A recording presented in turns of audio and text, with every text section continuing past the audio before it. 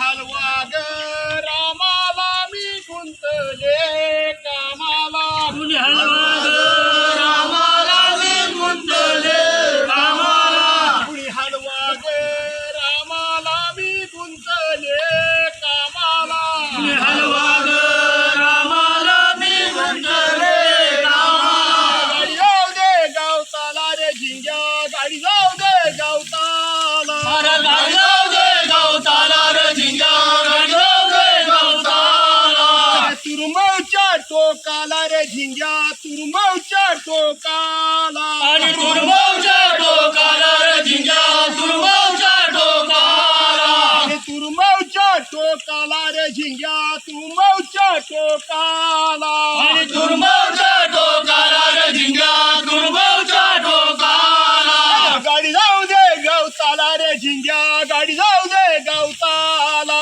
आणि गाडी जाऊ दे गवताला रे झिंग्या गाडी जाऊ दे गवताला आणि गाडी जाऊ दे गवताला रे झिंग्या गाडी जाऊ दे गवताला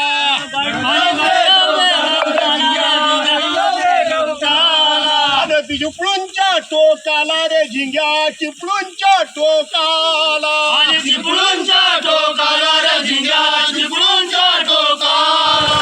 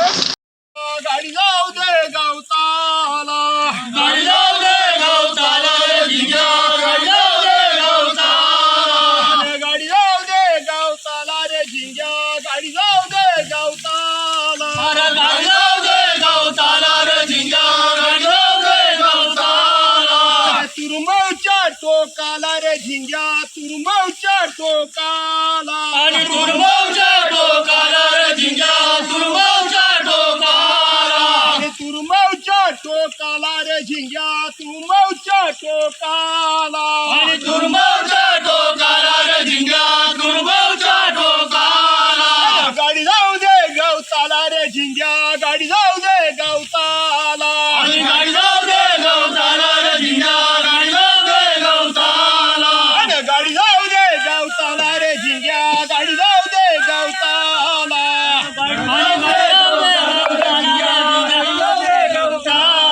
आणि चिपळूणच्या टोकाला रे झिंग्या चिपळूणच्या टोकाला आणि चिपळूणच्या टोकाला रे झिंग्या चिपळूणच्या टोकाला पर्यंतचा तुमचा प्रवास आणि तुमची जास्त आवड आहे ती शेतीसाठी आहे, काय सांगाल? राजकारण ही माझी जनतेची सेवा आहे आणि शेती हे माझं पोट आहे, माझ्या कुटुंबाचं पोट आहे. शेती जर आम्ही केली नाही, शेती जर आम्ही शेत पिकवलं नाही तर आम्ही जेवणार काय, आमचं कुटुंब जेवणार काय? आणि म्हणून राजकारण ही समाजसेवा आहे, जनतेची सेवा आहे. परंतु शेती हे माझं पोट आहे, माझं जेवण आहे. म्हणून राजकारण करता करता शेती देखील केली पाहिजे आणि ते कर्तव्य मी पार पाडतो. आणि अत्याधुनिक तंत्रज्ञानाचा वापर करून त्या ठिकाणी संकरित जातीची बियाणं वापरून अधिकाधिक उत्पन्न कसं निघू शकतं हे मी तरुणांच्या समोर आदर्श आणि विचार ठेवण्याचा प्रयत्न करत असतो. राजकारणातला आक्रमक चेहरा आज शेतामध्ये पाहायला मिळतोय. त्यावेळेची भूमिका आणि आत्ताची शांत शेती करणं काय सांगाल? असं आहे की शेवटी तुम्हाला जी भूमिका वटवावी लागते, करावी लागते, ती भूमिका तुम्ही व्यवस्थितपणे उठवली पाहिजे.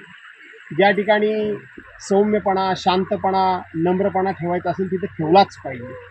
परंतु जिथे कुठे अन्याय होत असेल, जिथे कुठे चुकीची धोरणं राबवली जात असेल, कुठेतरी सरकारी पक्ष हा जाणीवपूर्वक विरोधकांना वेठीस धरत असेल, त्यांच्यावर कुठल्या ना कुठल्या तरी राजकीय हेतूपायी सूड उगवत असेल, तिथे आक्रमक झालंच पाहिजे.